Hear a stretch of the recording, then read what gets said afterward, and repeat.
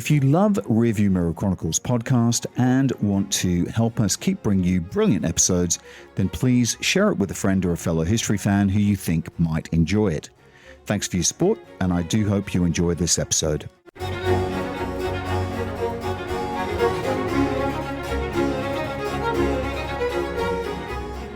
So here we are in the depths of the winter solstice. I've just taken down the Saturnalia decorations. We have Yule coming as well. And of course, it's Christmas. Well, I mean, it's just after Christmas, but it's Christmas week. And that's the important bit. I love Christmas. I love the box of Quality Street chocolates that I get given every year. I love watching A Wonderful Life and Home Alone. And, you know, it still makes me laugh.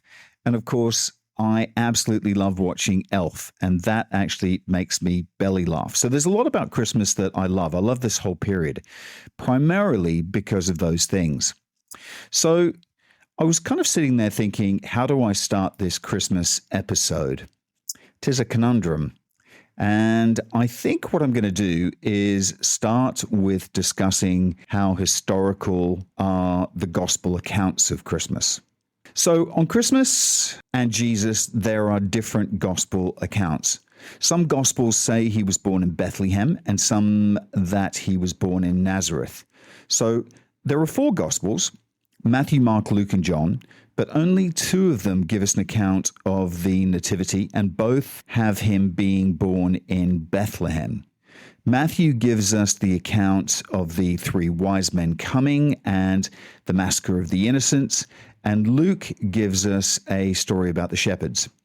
Now, keep in mind, the Gospels were written between 70 and 100 AD.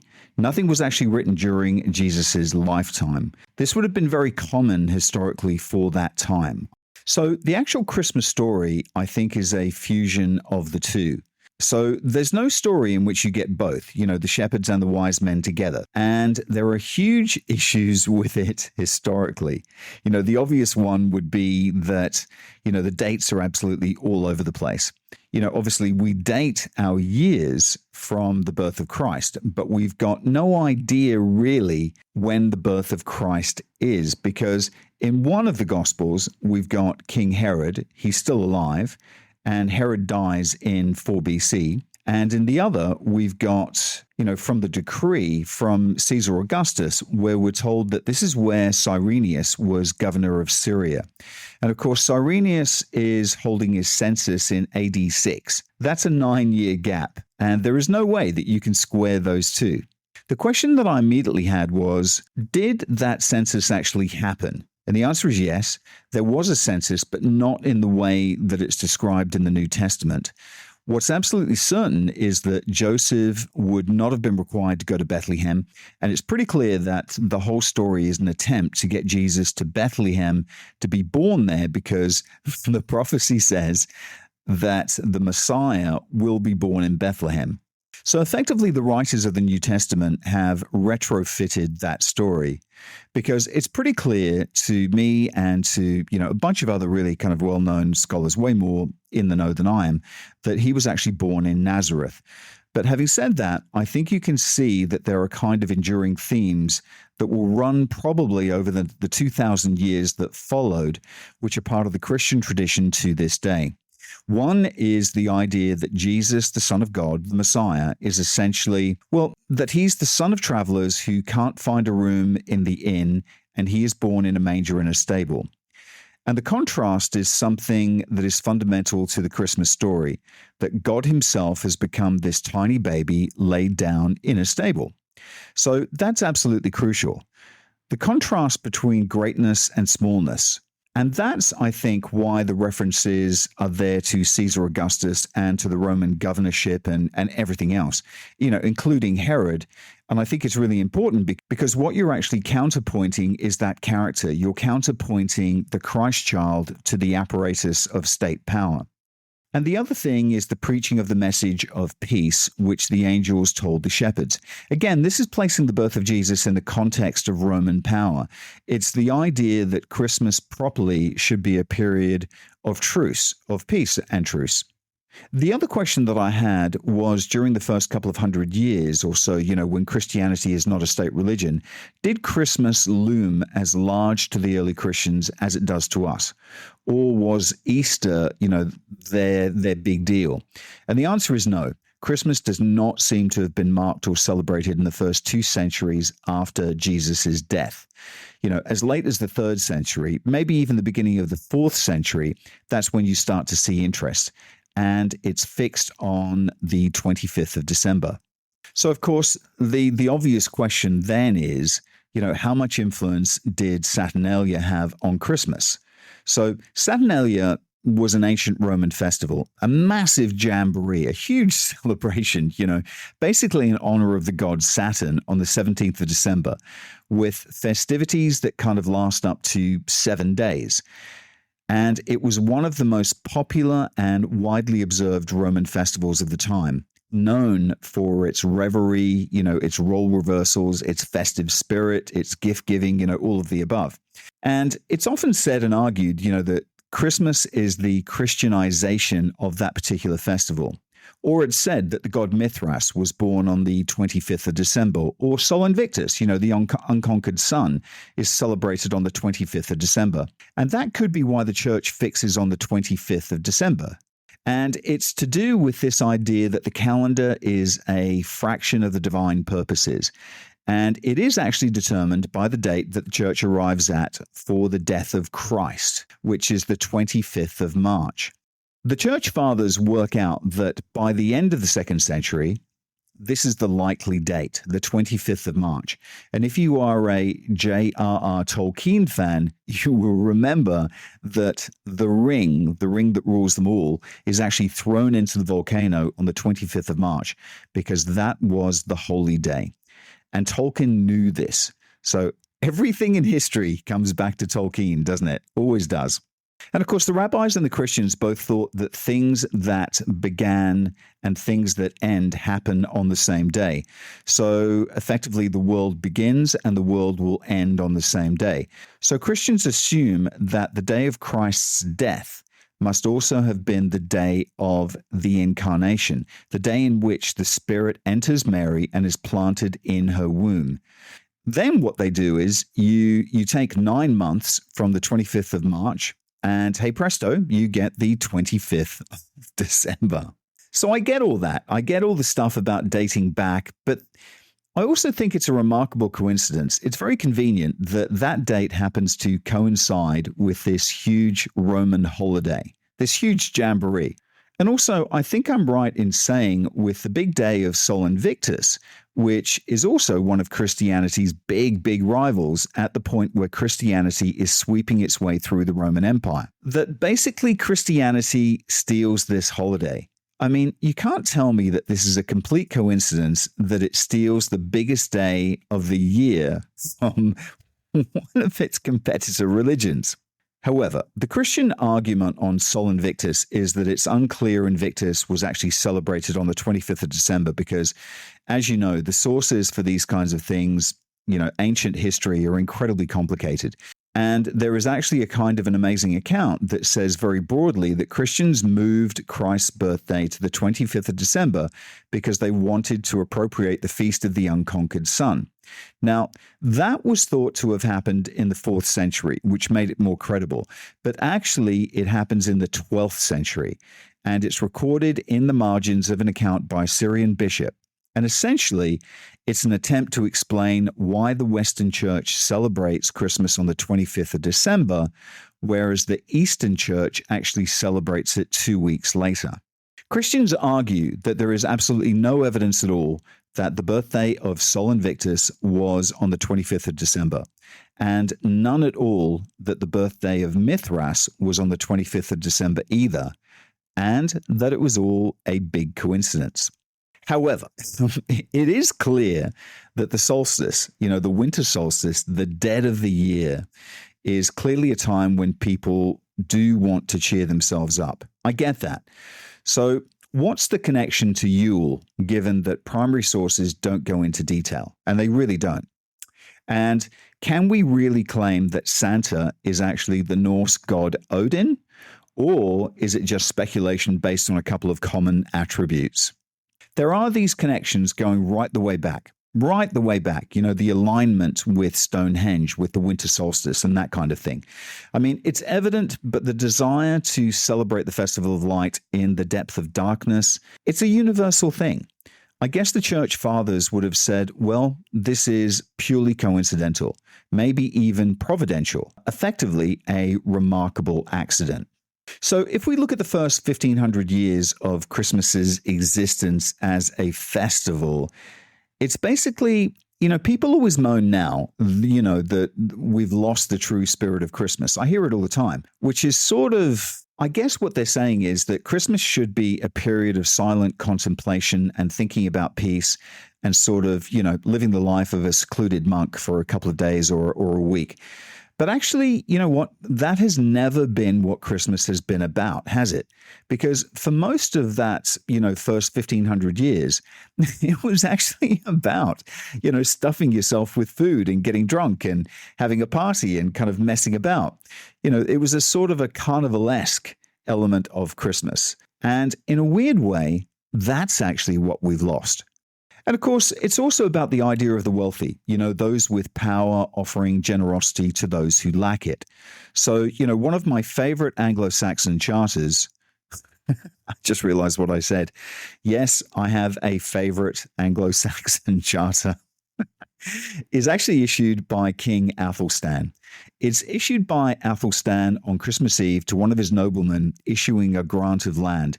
And it actually specifies you can have this land, but if you get anybody coming onto the land who actually needs shelter, you have to provide them with shelter and with food and with help.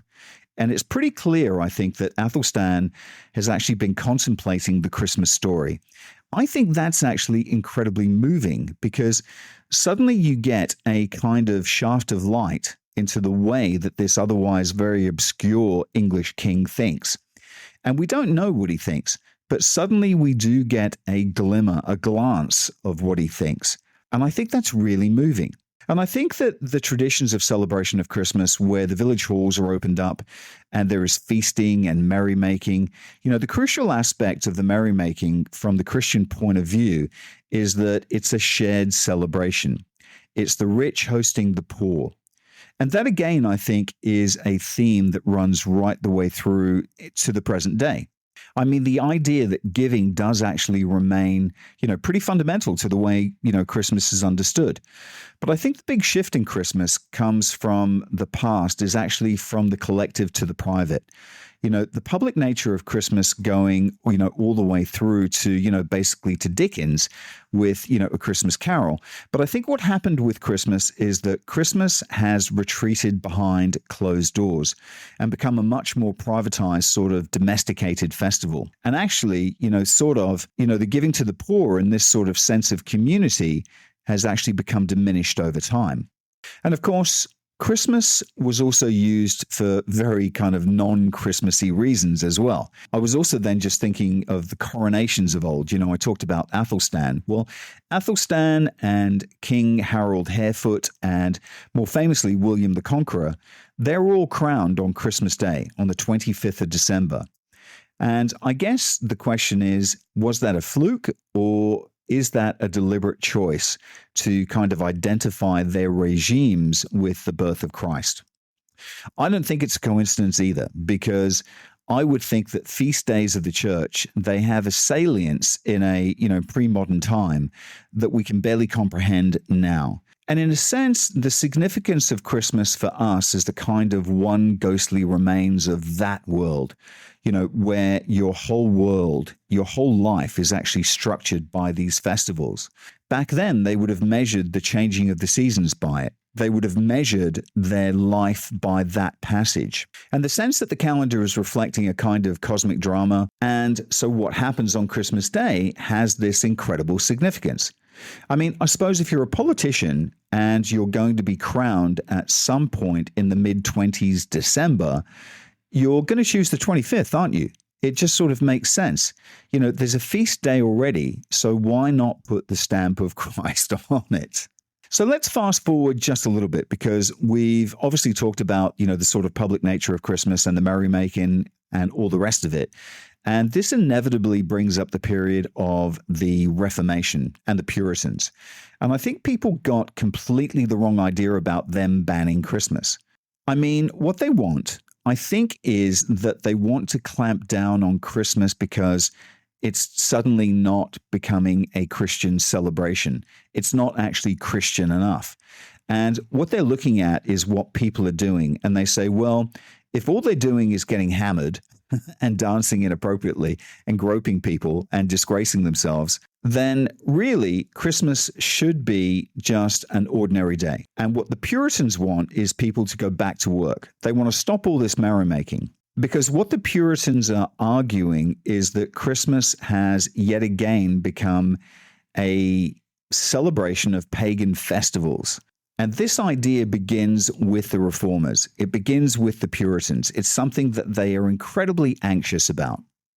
So again and again in Puritan screeds, against Christmas, you get lists of what people are doing. They're playing cards, they're dancing, they're gambling, they're eating nuts. Weirdly, eating nuts seems to be a particularly popular thing mentioned in their screeds. It's really weird. They're actually obsessed with people eating nuts, and I don't know why. And they say that this kind of stuff, this is the kind of stuff that pagans do.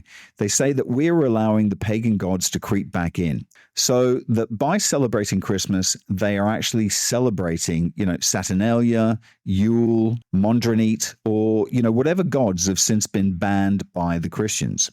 And keep in mind also, for Puritans, it was all about life and death and being redeemed from hell. So Oliver Cromwell, protector of the Commonwealth of England and Scotland and Ireland, well, he eventually became that.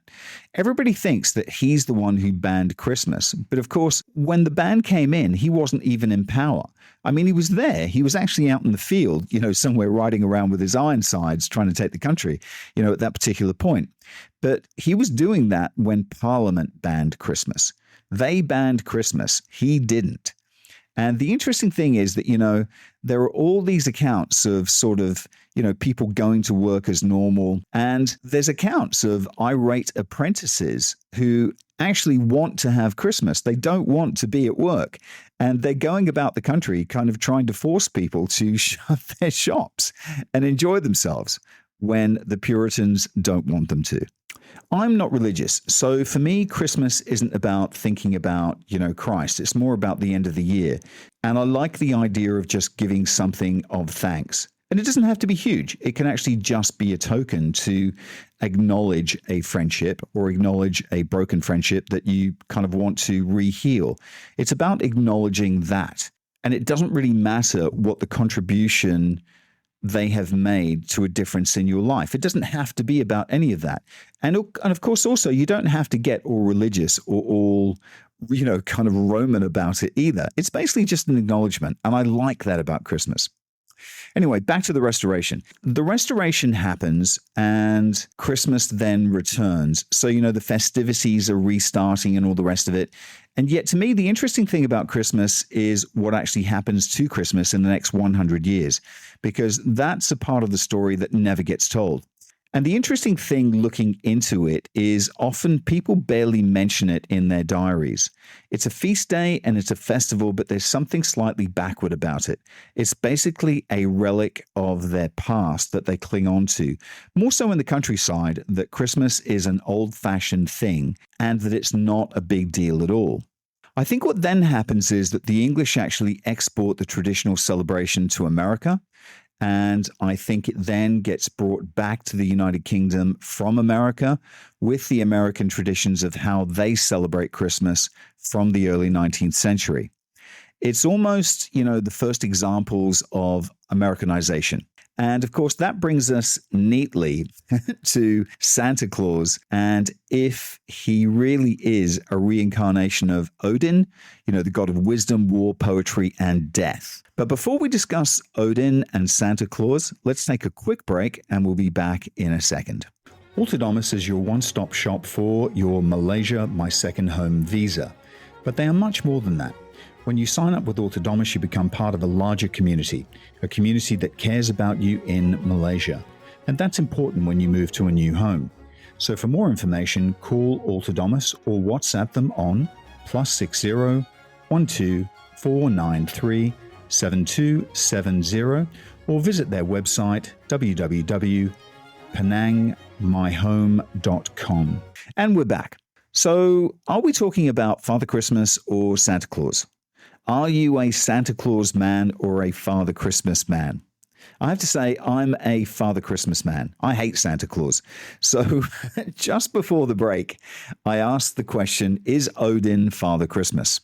The answer is no, I don't think he is. And it goes back to Washington Irving, the American amazing short storyteller at the beginning of the 19th century, who is a sucker for Christmas. And he laments the fact that the festival seems to be going into decline, that it's associated with baronial halls and the things like that. And obviously you don't have those in America. He asked the question, is Christmas doomed if you don't have a baronial hall? And he's very worried about this.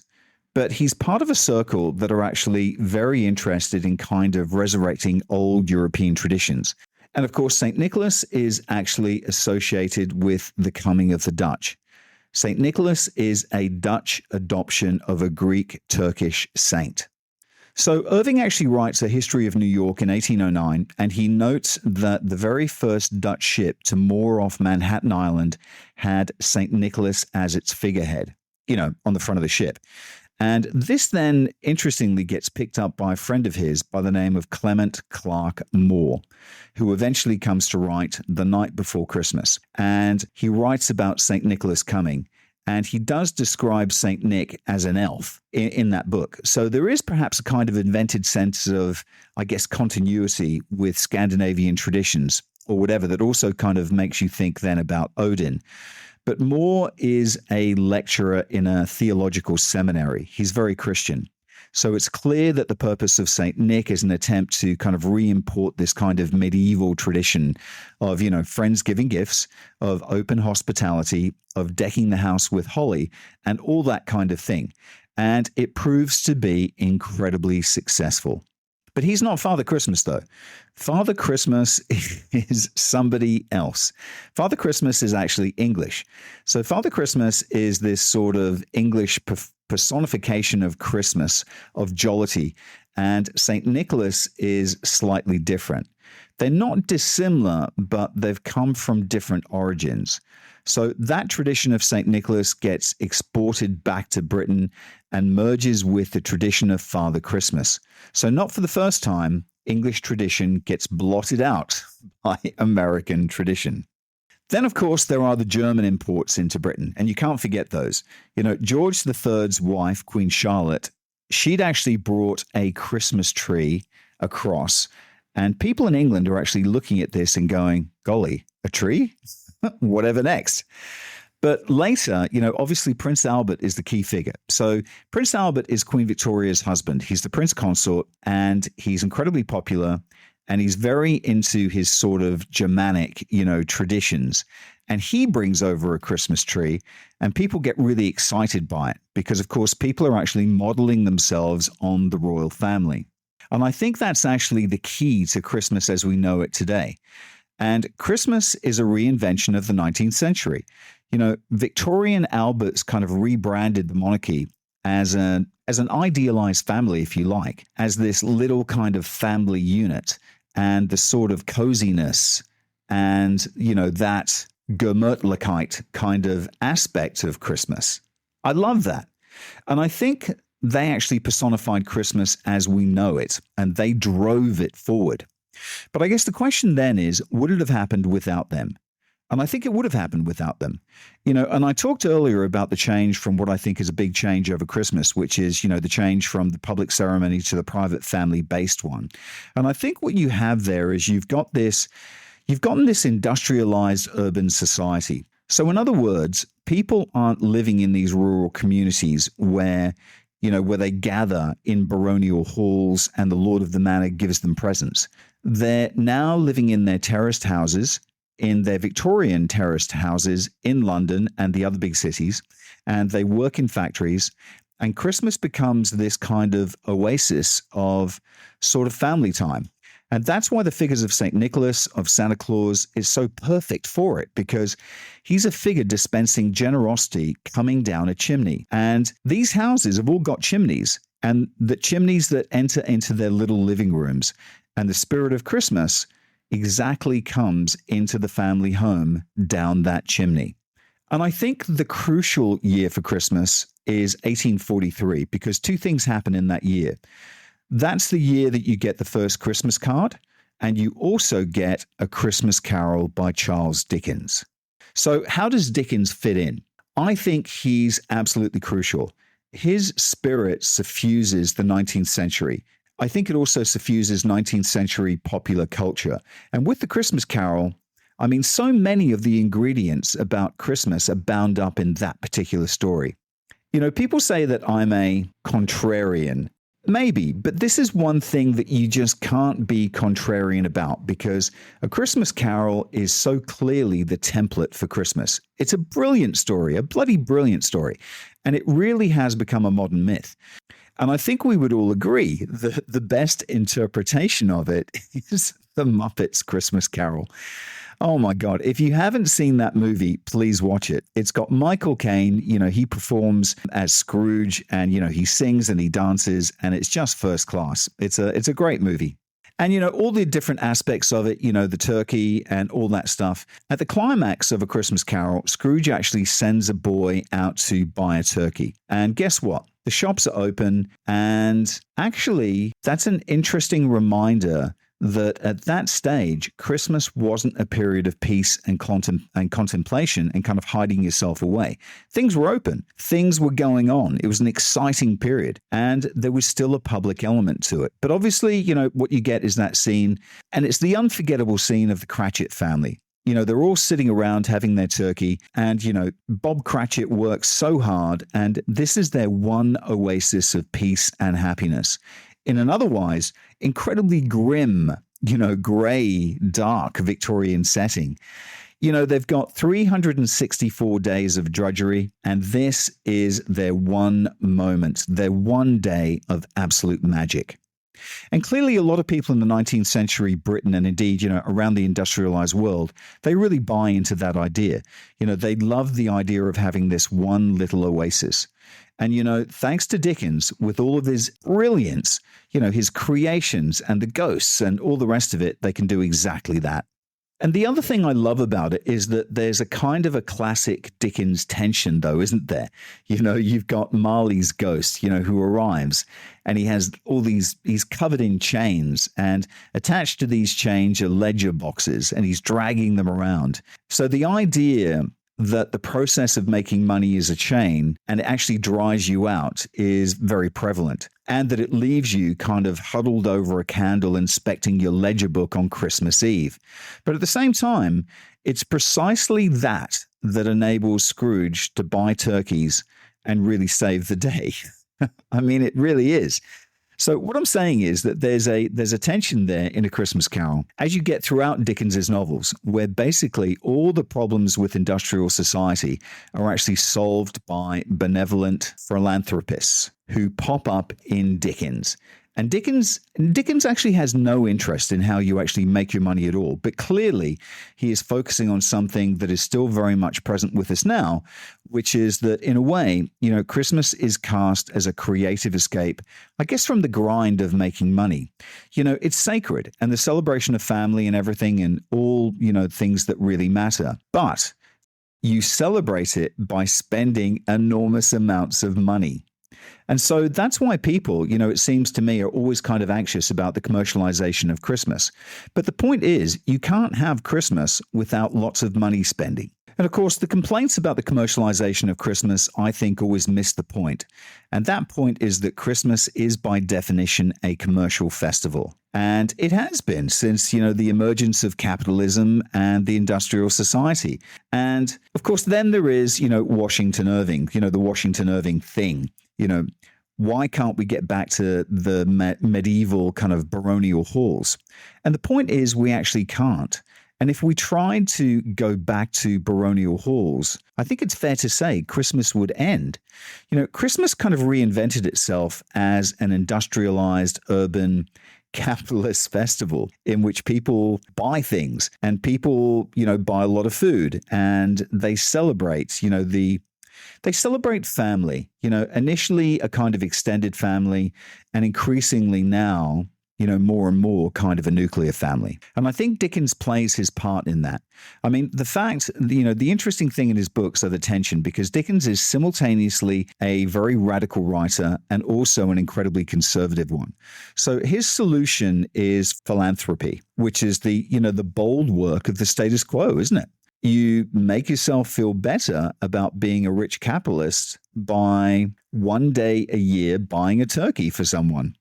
And I think it works because it does go with the grain of the Christian story and the way that it's been understood right from the very earliest years. And of course, the other one that I talked about at the beginning of this podcast is the idea that the angels preach peace, peace on earth, goodwill to men. And that also has generated in the 20th century as an incredibly famous myth. And that takes us nicely to the First World War. And this is probably the most famous. I'd say even more famous than the Angel of Mons, where on the 25th of December, the British and the Germans actually come out of their trenches. They meet in the middle of no man's land and they supposedly play football. The war actually stops for this one moment, this one amazing moment in what has just been hell. And of course, it's not just one game, it's multiple games up and down the fronts. And they've got referees as well. So there's a lot of disagreements among historians about this. One historian actually said that there are lots of games of football, and there are others who actually say, some of these sources are really dubious and they made them up. And, soldiers are actually embellishing their accounts later on because they knew they would be rewarded if their stories appeared in the newspapers. So, they would get paid a small fee if their story appeared in the newspaper, and it would be better, more enjoyable for the reader if they actually said that they played football. I disagree with that. I absolutely believe that it took place, and I don't think there was just one game or two. I think there were multiple games being played up and down the fronts, and it was the Germans versus the English. And I think they used jumpers for goalposts. I mean, all of this stuff has been documented. And I mean, obviously, when you think about it, it's a very kind of rutted kind of terrain, isn't it? I mean, you're in no man's land. It's like crater central. So I don't think it's footballing on a carpet of green. I don't think they're playing ticky-tack, kind of passing back and forth, kind of a short passing game. I think it would be very much a traditional kind of long British ball. You see the goalpost about 100 meters away, just kick the ball as hard as you can. And of course, I think it was, it's easy to lose yourself in a bit of a generalization because in some places, of course, there was still fighting going on. And of course, a lot of the officers were actually very uneasy about the idea of a truce. Understandably, they want to kill the Germans want to kill the English and the French, and they're killing each other the next day. But I think what's really interesting about this period is that, and it's something that doesn't often get talked about, is on the Eastern Front. So on the Eastern Front, there's a huge siege in a place called Genesil. And I hope for my Polish listeners, I've said that correctly. There's a massive fortress there where the Austro-Hungarians have been besieged by the Russians. And of course, it's not Christmas for the Russians, is it? They celebrate Christmas on a different date. It's something like the 7th of January. It's 2 weeks after the 25th. And the Eastern Front is an absolutely horrible, hellish campaign. There's a lot of ethnic cleansing, there's bitterness, and there's incredibly bad blood between these two. But the Russian besiegers, in the dead of the night, leave greeting cards and presents of food for the Austrians that they're besieging, just outside the walls, in the hope that they'll find them as they do their patrols. And what they actually say is, look, we know this is Christmas for you, so we've left you some nice treats, and we look forward to besieging you again tomorrow. But in the meantime, enjoy Christmas night. Isn't that amazing? I mean, that actually gives me goosebumps when I think about that. And I think also that's probably a lovely note to end this Christmas on. Wherever you are, folks, I hope you had an amazing Christmas day. Enjoy the Christmas week, and I'll look forward to talking to you again next week as we breach 2025. Thanks again. Bye for now.